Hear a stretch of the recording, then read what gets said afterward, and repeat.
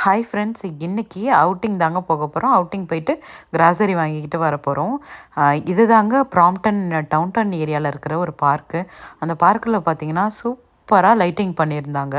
ஒரு மரத்துலேயும் அழகழகான லைட்டிங்க. அதுவும் ஒரு மரத்தில் ஒயிட் கலரு, வைலட் கலரு அந்த மாதிரி அழகாக டெக்கரேட் பண்ணியிருந்தாங்க. ஒரு மரத்துக்கு மேலேயும் அப்படியே அந்த ஃபுல்லாக இங்கே வந்து இலை எல்லாமே வந்துட்டு உதிர்ந்துட்டு இல்லையா, அது ஃபுல்லாகவே டெக்கரேட் பண்ணியிருந்தாங்க. நிறைய பேர் வந்திருந்தாங்க. அதுக்கப்புறம் அங்கே ஒரு ஸ்டாச்சு இருந்தது, அதையும் அப்படியே வந்துட்டு கேப்சர் பண்ணியாச்சு. அதுக்கப்புறம் ஸ்கேட்டிங் பண்ணிகிட்டு இருந்தாங்கங்க. அங்கே பனி மாதிரி செட் பண்ணிட்டாங்க. அதை அப்படியே சூப்பராக ஸ்கேட்டிங் பண்ணிட்டு போயிட்டு இருந்தாங்க. சரியான காமெடிங்க. நிறைய பேருக்கு ஸ்கேட்டிங் பண்ண தெரியாமல் கீழே விழுந்து அடிபட்டு உருண்டு பிறண்டு அந்த மாதிரி போயிட்டு இருந்தாங்க. அதுக்கப்புறம் அங்கே மான் டெக்கரேட் பண்ணியிருந்தாங்க அந்த லைட்டிங்லேயே. அப்படியே ஒரு மரமாக எல்லாத்தையுமே அப்படியே எடுத்துகிட்டே வந்துட்டு இருந்தோம். அப்புறம் அங்கே இருக்கிறவங்கள எல்லாரையும் அவங்களும் ஃபோட்டோ எடுத்துகிட்டு இருந்தாங்க. அப்புறம் சில பேர்ட்டு நாங்களும் கொடுத்து கொஞ்சம் ஃபோட்டோ எடுத்து கொடுங்க அப்படின்னு சொன்னோம். அதுக்கப்புறம் இந்த ஸ்கேட்டிங் பார்த்துட்டு தான் நான் சிரிச்சிட்டு இருந்தேன். எனக்கு செம்ம ஃபன்னாக இருந்ததுங்க. ஒரு பசங்களும் போகிறப்போ சில பசங்க சூப்பராகவே பண்ணுறாங்க. மேபி அவங்க சின்ன வயசுலேருந்தே கற்றுட்டு இருந்திருக்கலாம். ஆனால் சில பேர் வந்துட்டு என்னோடய ஹஸ்பண்டும் போகிறேன்னு சொன்னாங்க. நான் தான் வேணாம் அப்படின்னு சொல்லிட்டேன். ஏன்னா இதில் போயிட்டு கால் ஏதாச்சும் ஸ்லிப் ஆகி நம்மளுக்கு ஃப்ராக்சர் ஆகிறதுக்கு நிறைய சான்சஸ் இருக்குது. தெரியலன்னா நம்ம ஒதுங்கியிருந்து வேடிக்கை பார்க்குறதா நல்லது. ஒரு பையன் போகிறான் பார்த்தீங்களா, இந்த மாதிரி தான் போயிருக்கணும். அதுக்கப்புறம் இது வந்துட்டு எங்களுக்கு ஒருத்தவங்க எடுத்து கொடுத்தாங்க இந்த வீடியோ. எங்கள் 2 பேரையும் ரொம்பவே ஹாப்பியாக இருந்தது. அதுக்கப்புறம் வந்து ஏறி போய் இதெல்லாம் மாட்டியிருப்பாங்க அப்படின்னு சொல்லிட்டு அது எனக்கு எக்ஸாக்டாக தெரியல. பட் எனக்கு ரொம்பவே ஹாப்பியாக இருக்குது இந்த லைட்டிங்லாம் பார்க்குறதுக்கு. உங்களுக்கும் இந்த லைட்டிங்ஸ் எப்படி இருக்குன்ட்டு காட்டுறதுக்காக தான் இந்த விலாகு. இந்த விலாக் உங்களுக்கு பிடிக்கும்னு நினைக்கிறேன். வாங்க கண்டினியூவாக பாருங்கள். இந்த பார்க்கில் 2 வழி இருந்ததுங்க. ஒன்று என்ட்ரி ஆகுறது, இன்னொன்று எக்ஸிட் ஆகுறதுன்னு நினைக்கிறேன். ஸோ ஃபஸ்ட்டு ஒரு வழியில் போய்ட்டு எல்லாத்தையும் பார்த்துட்டு வந்தாச்சு. அதுக்கப்புறம் இன்னொரு வழிக்கு வந்து பார்க்குறப்போ இங்கே ப்ராம்ப்டன் 50 அப்படின்னு போட்டிருந்துச்சி. அது ப்ராம்ப்டன் 50 எதுக்கு போட்டிருக்காங்கன்னு எனக்கு தெரியாது. பட் அங்கேயும் வந்து சூப்பராக லைட்டிங் பண்ணியிருந்தாங்க. அதுக்கு ஆப்போசிட்லேயே இது எல்லாமே இருந்தது. அதுலேயும் சும்மா நாங்கள் ஃபோட்டோ எடுத்துகிட்டு இருந்தோம். ஃபன்னியாக இருந்ததுங்க. உண்மையே நிறைய குழந்தைகள் வந்திருந்தாங்க. பட் சொல்லப்போனால் ஃப்ரீசிங் மூமெண்ட் தாங்க எங்கள் எல்லாருக்குமே. ஏன்னா ரொம்பவே குளிர் ஜாஸ்தியாக இருந்தது, என்னன்னே தெரியல. ஆனால் வந்து 3 டிகிரிஸ் -3 இருந்தது. பட் ரொம்பவே குளிர்னுச்சுங்க எனக்கு. அதுக்கப்புறம் அந்த 50ல் ஒரு முட்டை இருந்தது. அதில் முட்டை இருக்கும் இல்லையா, அதில் போய் எல்லோரும் ஃபோட்டோ எடுத்துருந்தாங்க. நானும் எடுத்துகிட்டு இருந்தேன். அதுக்கப்புறம் இது ஒரு பழம் மாதிரி அங்கங்கே வச்சுருந்தாங்க லைட்டிங்கில் செட் பண்ணி. அதில் அப்படியே என்னோடய ஹஸ்பண்ட் நடந்து வர மாதிரி சும்மா அவங்களுக்கும் ஒரு ரீல்ஸ் எடுத்து கொடுத்துட்ருந்தேன். அதுக்கப்புறம் அங்கே ஒரு சர்ச் இருந்தது, அதை என்னோடய ஹஸ்பண்ட் எடுத்துகிட்டு இருந்தாங்க.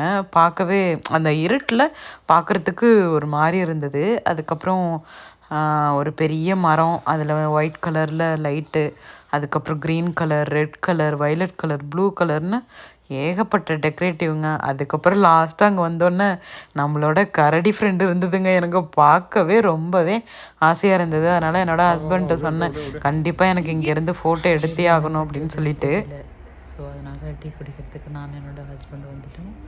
இது போகிற வழியில் இந்த டீ கடை இருந்துச்சு.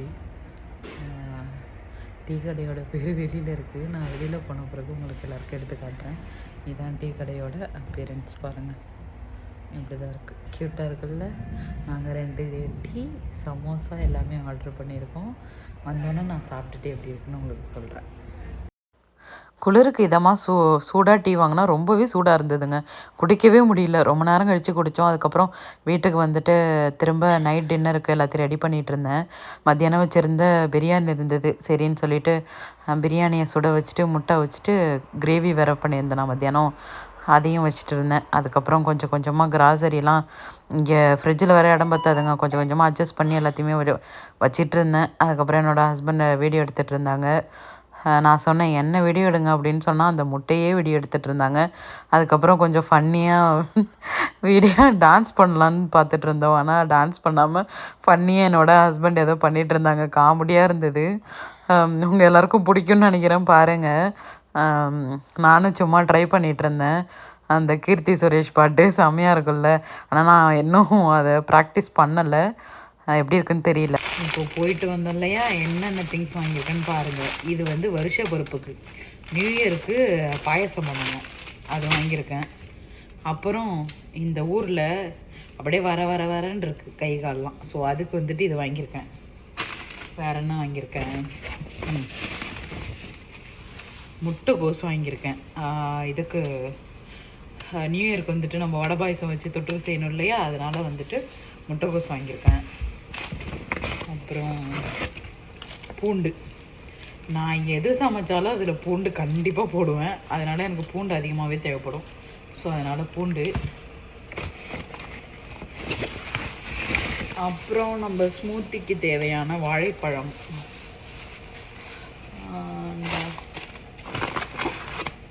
பன்னீர் வாங்கியிருக்கேன். இந்த பன்னீர் நல்லா தான் இருக்கும். இந்த பன்னீர் வாங்கியிருக்கேன். அப்புறம்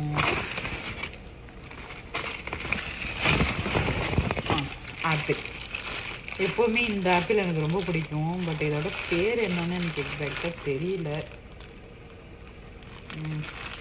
பட் இந்த ஆப்பிள் நல்லாவே இருக்கும், சூப்பராக இருக்கும், இனிப்பாக இருக்கும். இதான் வாங்கியிருக்கேன். வேறு என்ன, இன்னொரு பேக்கில் என்னென்ன இருக்குதுன்னு காட்டேன். இது பேர் வந்து ராஜமாவாங்க. இது வரைக்கும் நான் இதை வந்துட்டு சமைச்சதில்லை. என்னோடய ஹஸ்பண்ட் என்ன சொன்னாங்கன்னா, அது குழம்பு மாரி வைக்கணும் அப்படின்னு சொன்னாங்க. ஸோ இந்த வாட்டி ட்ரை பண்ணி பார்க்கலாம், உடம்புக்கு நல்லதுன்னு சொன்னாங்க. சரின்னு சொல்லிட்டு பார்ப்போம். எப்படி குழம்பு வைக்கிறதுன்னு தெரில, யூடியூப்பில் பார்த்தே வைப்போம்.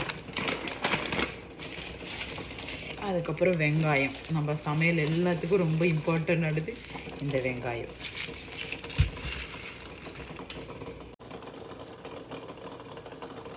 அப்புறம் சொரைக்காய் வாங்கியிருக்காங்க. சொரைக்காயில் நிறைய தண்ணி கண்டென்ட் இருக்கிறதுனால இந்த சொரைக்காய் வந்துட்டு நம்மளுக்கு ரொம்பவே நல்லது. இதை எடுத்துக்கணும் கண்டிப்பாக. அதுக்கப்புறம் சிக்கன் வாங்கியிருக்கேன். இது பார்த்திங்கன்னா எத்தனை டாலர்னா $3.25. இதோட ரேட் பார்த்திங்கன்னா $3.25, 5 பீஸ் இருக்குது. அதுக்கப்புறம்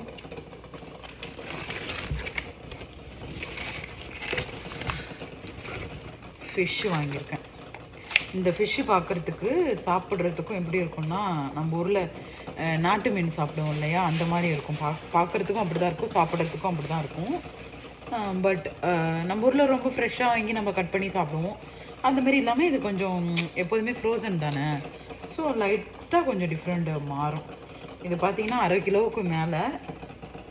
இது எத்தனை டாலர்னு பார்த்தீங்கன்னா, எத்தனை டாலருங்க இது? 13 14 இந்த ஃபிஷ்ஷு? $14 இந்த ஃபிஷ்ஷு. என்னோடய ஹஸ்பண்ட் தான் போய் எடுத்துகிட்டு வந்தாங்க, அதனால தான் எனக்கு விலை தெரியல, தப்பாக நினச்சிக்காதீங்க.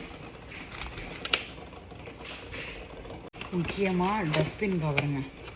இந்த டஸ்ட்பின் கவர் இல்லைன்னு வச்சுக்கோங்க, என்னால் ஒன்றுமே பண்ண முடியாது. நம்ம ஊரில் கழுவி அப்படியே கொட்டிடுவோம் பக்கத்து கொலையில் அப்படின்னு, இல்லைன்னா நம்ம வீட்டில் இருக்கிற பூச்செடிக்கே கொட்டிடுவோம். பட் இங்கே எல்லாமே நம்ம பர்ஃபெக்டாக பண்ணணும் இல்லையா. ஸோ அதுக்கு இந்த டஸ்ட்பின் கவர் ரொம்ப முக்கியம்.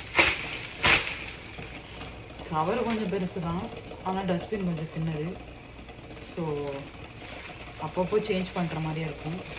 இன்னொரு பிரச்சனை என்னன்னு பார்த்தீங்கன்னா, இதை ஓப்பன் பண்ணுறது பெரிய போராட்டத்துக்கு இருந்தால் தான் இதை ஓப்பன் பண்ணணும்.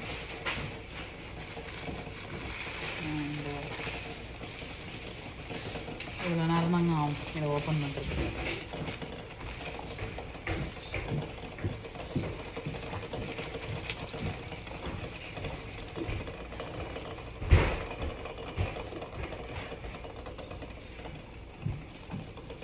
வரேன், ஓப்பன் பண்ணிட்டு வரேன். அதையே வச்ச பிரியாணிங்க இப்போ தான் சூடு பண்ண போகிறேன். வந்தோடனே ஜென்ஸ்லாம் வந்து உட்காந்துருப்பாங்க.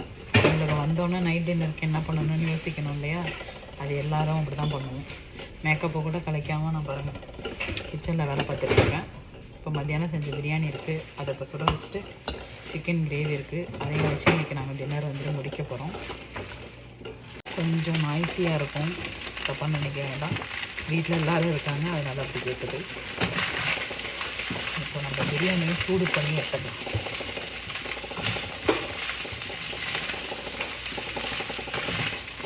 என் ஹஸ்பண்டுக்கு சுட சுட செய்கிறத விட மத்தியானம் செஞ்சு நைட்டு சாப்பிட்டா ரொம்ப பிடிக்கும். ஸோ நைட்டு நல்லா சாப்பிடுவாங்க.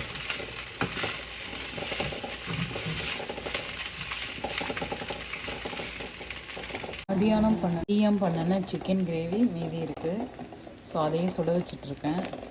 அப்படியே மதியானம் செஞ்ச பிரியாணி அதுவும் இருக்குது, அதையும் வந்துட்டு சூடு பண்ணிகிட்ருக்கேன். பக்கத்துலேயே எக் வச்சுருக்கேன். ஸோ ரெடி ஆகிட்டுருக்கு. என்னோடய ஹஸ்பண்டுக்கு என்றைக்கு லீவோ அன்றைக்கி தான் நாங்கள் சேர்ந்து உட்காந்து சாப்பிட்ற டைமிங்கே எங்களுக்கு கிடைக்கும். ஏன்னா மார்னிங்கும் சாப்பிட மாட்டோம், ஆஃப்டர்நூனும் சாப்பிட்றதில்ல, நைட்டு ஒரு வேளை அவங்க வர்றதுக்கு முன்னாடியே நான் சாப்பிட்ருவேன். ஸோ என்றைக்கு லீவோ அன்றைக்கி தான் நாங்கள் 2 பேரும் ஒத்துமையாக உட்காந்து சாப்பிட்றதுக்கான டைம் கிடைக்கும். அந்த நாளுக்காக நான் ஒரு வாரமும் வெயிட் பண்ணிகிட்ருப்பேன். ஏன்னா வீக்லி ஒன்ஸ் தான் லீவு. ஸோ அதுக்காக நான் வெயிட் பண்ணிகிட்ருப்பேன். பிரியாணியும் சூடு பண்ணி முடிச்சாச்சு. முட்டையும் பாயில் எடுத்து அடுத்தது எல்லாத்தையும் பேக் பண்ணி மாடிக்கு எடுத்துகிட்டு போயிட்டு சாப்பிட வேண்டியது தான். யார் யார் வீட்டில் இன்றைக்கி சிக்கன்ன்றதை சொல்லுங்கள். நாளான்னைக்கு வர நியூ இயர். ஸோ நாளைக்குள்ளே எல்லாத்தையும் முடிச்சுட்டு கழுவி வச்சிடணும். சென்னையில் ஒரு டைம் நான் நியூ இயர் செலிப்ரேட் பண்ணியிருக்கேன். பயங்கரமாக இருந்துச்சு. நம்ம ஊர்லலாம் அந்த அளவுக்கு இருக்காது. சென்னையில் ஃபஸ்ட் டைம் நான் பார்த்தேன். எல்லோரும் ஃபேமிலியோட அப்படி நியூ இயர் செலிப்ரேட் பண்ணாங்க. எங்கள் ஊர்லலாம் வந்துட்டு ஃபேமிலியெல்லாம் நியூ இயர் செலிப்ரேட்டுக்கு வெளிலே விட மாட்டாங்க, அது சரிப்பட்டு வராது அப்படின்னு சொல்லிட்டு. ஆனால் சென்னையிலலாம் நல்லா சூப்பராக செலிப்ரேட் பண்ணுவாங்க. இங்கே நியூ இயர் எப்படி இருக்குன்னு எனக்கு தெரிலங்க. இதான் என்னோடய ஃபஸ்ட்டு, நான் வந்ததில் இதான் ஃபஸ்ட்டு நியூ இயர். ஸோ அதனால் எனக்கு தெரியல, பார்ப்போம் எப்படி இருக்குன்ட்டு. பட் இந்த விளாகில் வந்து லைட் செட்டிங்லாம் நான் உங்களுக்கு காட்டுறேன்னு சொல்லியிருந்தேன், சூப்பராக இருக்குது, அதை பாருங்கள்.